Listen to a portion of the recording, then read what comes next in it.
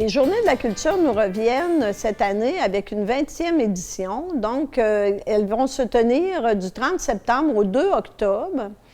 Le vendredi 30 septembre, nous aurons à la bibliothèque, nous accueillerons Éric Dumais, qui est sabotier.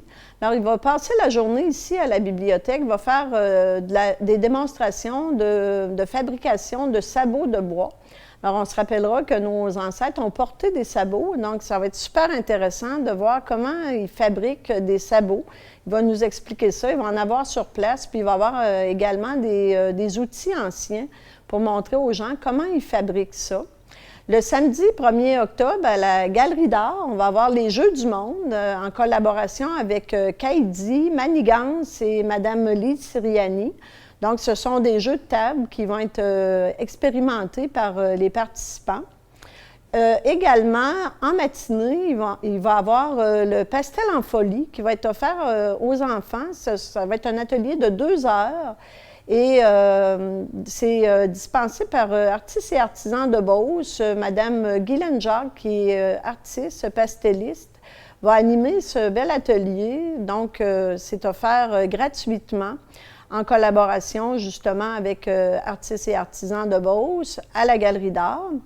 Et le samedi 1er octobre, ici à la bibliothèque, en après-midi, nous aurons le lancement du livre de Mme Caroline Larochelle, Les lundis de Zacharie Petit. Alors, c'est son 3e ouvrage qu'elle est fière de présenter ici au Marie-Vran. Donc, on va l'accueillir ici à la bibliothèque Honorius Provost. Elle est contente de rencontrer les gens parce qu'elle a déjà vécu ici à Sainte-Marie. Et les samedis et dimanches 1er et 2 octobre, nous aurons à l'Hôtel de Ville l'exposition annuelle du Cercle de fermières de Sainte-Marie. Donc, on sait que c'est toujours très, très intéressant de visiter cette belle exposition qui est riche, hein? C'est notre patrimoine aussi.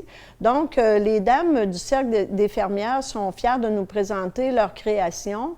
Donc, pour voir tous les détails de la programmation, je vous invite à consulter le programme loisirs et le site web de la Ville également pour voir tous les détails pour vous y rendre. Et je rappelle que toutes les activités des Journées de la culture sont sur le principe de la gratuité. Donc, toutes ces activités-là vous sont offertes gratuitement et c'est vraiment grand public. Donc, je vous invite, c'est un rendez-vous encore cette année.